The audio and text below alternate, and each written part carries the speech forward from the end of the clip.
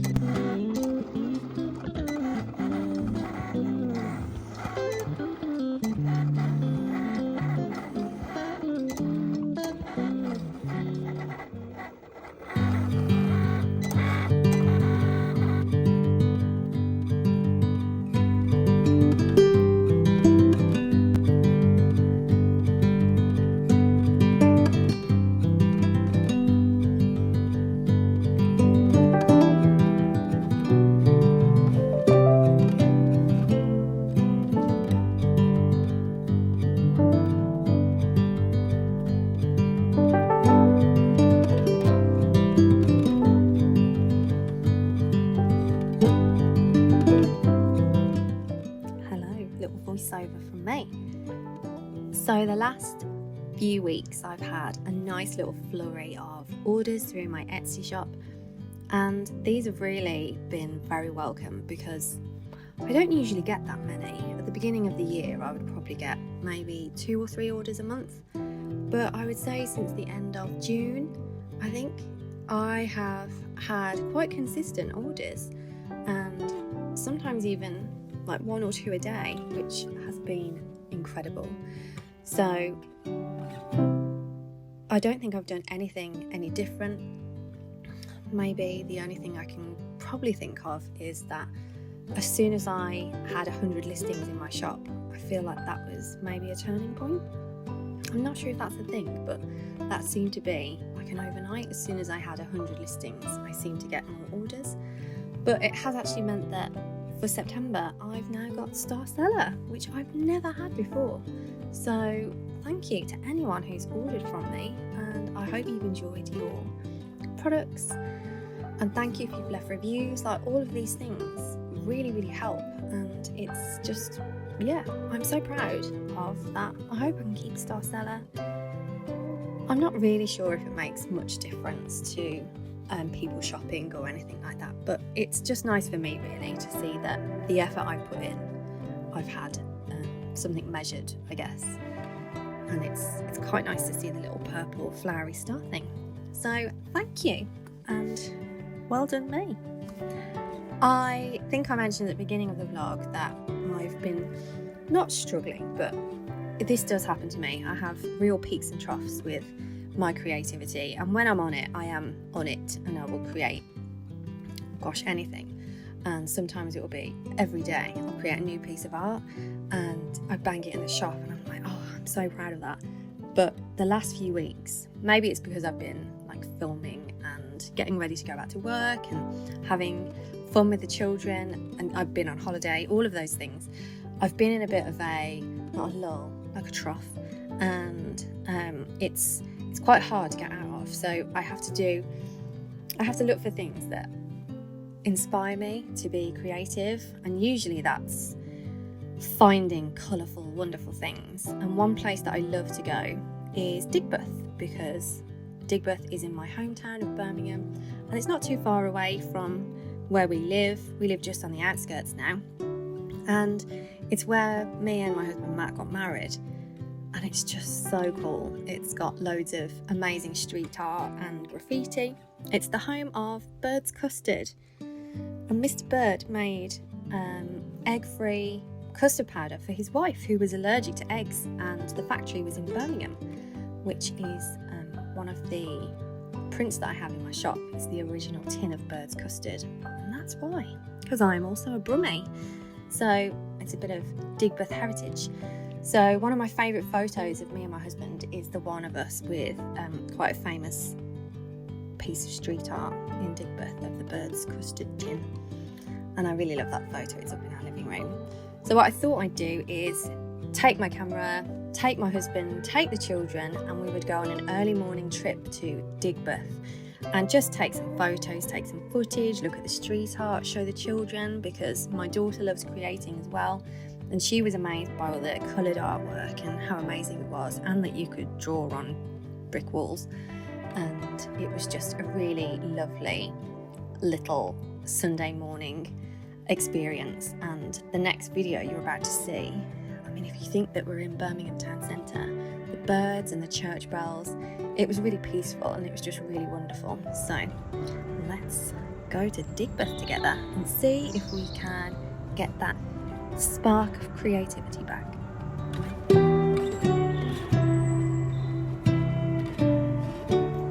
Isn't she lovely? Isn't she beautiful? Welcome to Digbeth. That's what I want to say.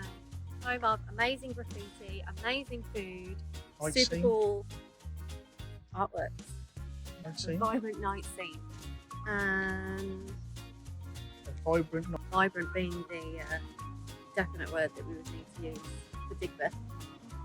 Yeah. It's alright.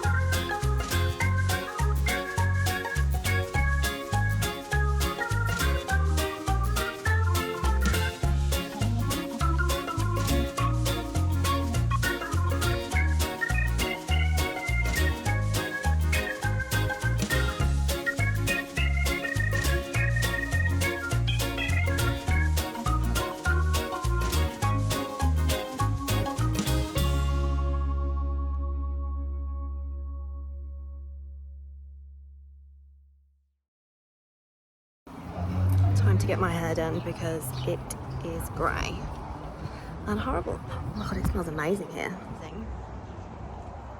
That isn't actually my salon, but this is.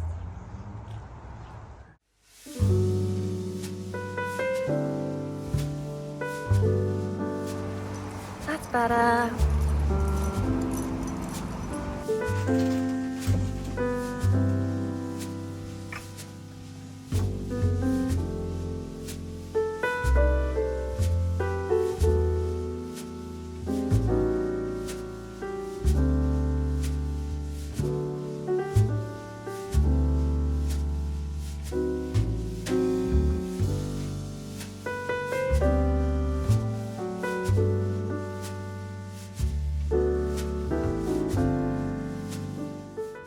It's Thursday today and I uploaded my first vlog last Friday, so it's been 6 days today, and honestly I can't believe how many people have watched my vlog. I think when I looked earlier it was like just past 600 views, which amazes me that people have actually watched me rambling away on YouTube. 92 subscribers, 92 of you actually want to know what I'm doing, which blows my mind. So I honestly can't thank you enough. Thank you, thank you, thank you. I actually had like a little tear in my eye of happiness. So I'm just kind of overwhelmed actually. So thank you. I am having lots of fun. I can't wait to film some more content. I'm hoping that you should be watching this next Friday and I'll have been back at work for 5 whole days by then. So we'll see how that goes. So I'll be mainly filming in the evenings and over weekend. And I think, you know, if people want to see it, perhaps a little bit of what I do at work. I do actually use some of my creativity at work around the classroom with displays and things that I create, resources and stuff like that. I often do that on my computer and create, you know, stuff from scratch instead of using pre-made stuff that you can buy off the internet. Any of those of you in education will know about Twinkle and places like that, and they are amazing and fantastic for downloading stuff quickly when you need stuff on the go. But sometimes I think it's good to have something really individual and you can tailor things to what you need in the classroom. Last year, I'm in year 6, and last year we did a topic on King Charles II. First, well remembered, Sarah, and how he hid in a tree. And I made a tree out of paper in our classroom, and it was huge. It was absolutely huge.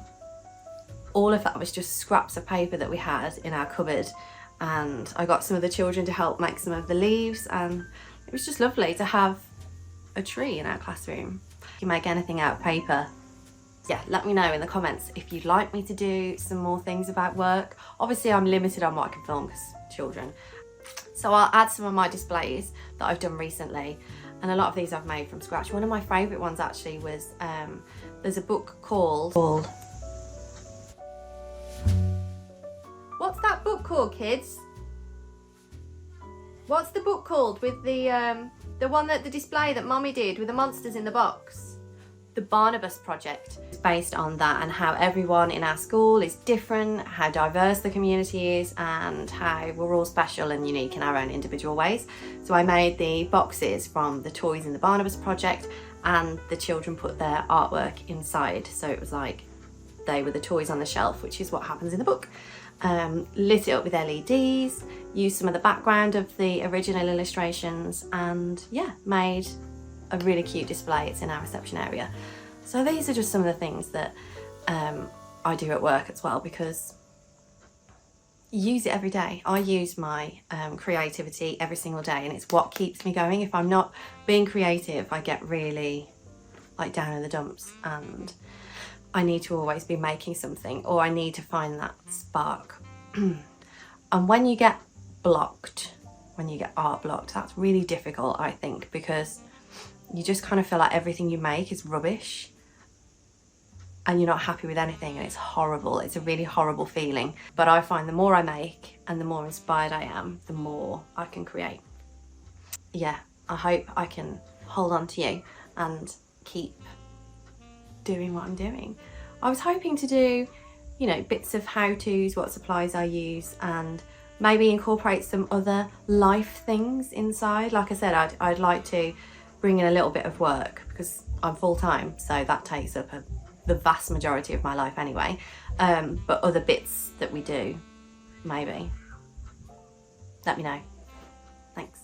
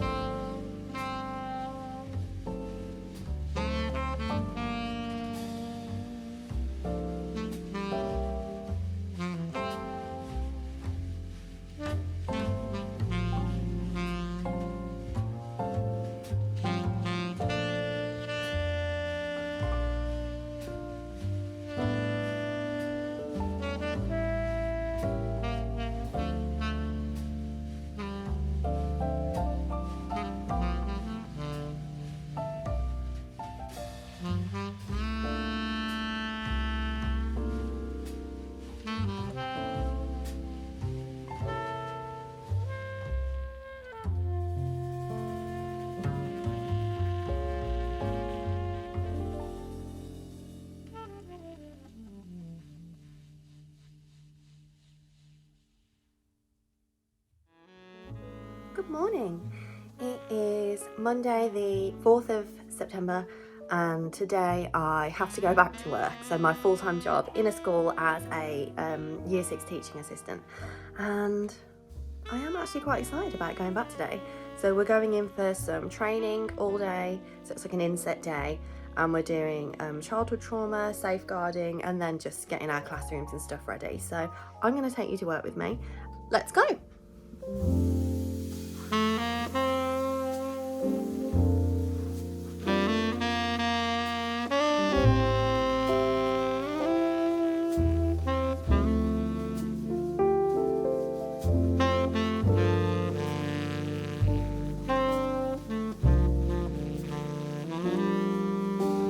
Spiders in here, Dave. So I'm going to end the vlog here. I hope you enjoyed our little trip to Digbeth, and I hope that you enjoyed a little glimpse of coming to work with me on a training day and getting covered in cobwebs and spiders. That was so much fun. And if you can, please like and subscribe and leave me a comment, because your comments were just so wonderful last time, and I read every single one, and I hope I replied to everybody. I think I did, and your support is incredible. So thank you, and see you in a couple of weeks. Bye.